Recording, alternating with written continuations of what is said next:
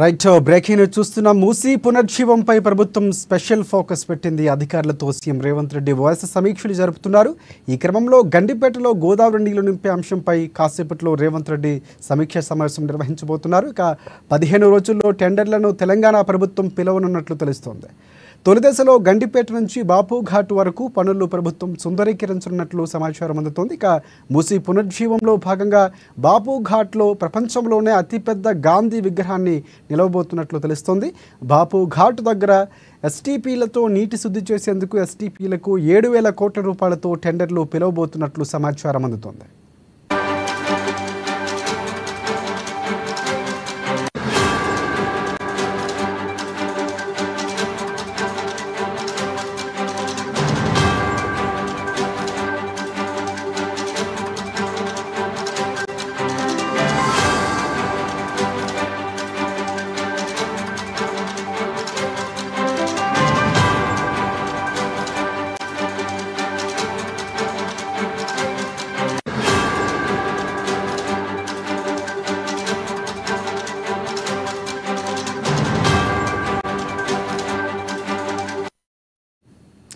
Right Musi పునర్జీవంపై ప్రభుత్వం special focus పెట్టింది. అధికారులతో సీఎం రేవంత్ రెడ్డి వరుస సమీక్షలు జరుపుతున్నారు.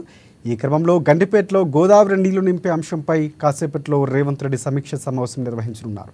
15 రోజుల్లో టెండర్లను తెలంగాణ ప్రభుత్వం పిలవబోతున్నట్లు తెలుస్తోంది. తొలి దశలో గండిపేట నుంచి బాపుఘాట్ వరకు పనులు ప్రభుత్వం సుందరీకరించనున్నట్లు సమాచారం.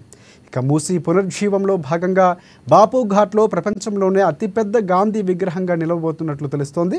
ఇక బాపుఘాట్ దగ్గర ఎస్టీపీలతో నీటి శుద్ధి చేసేందుకు ఎస్టీపీలకు 7,000 కోట్ల రూపాయలతో టెండర్లు పిలవబోతున్నట్లు సమాచారం.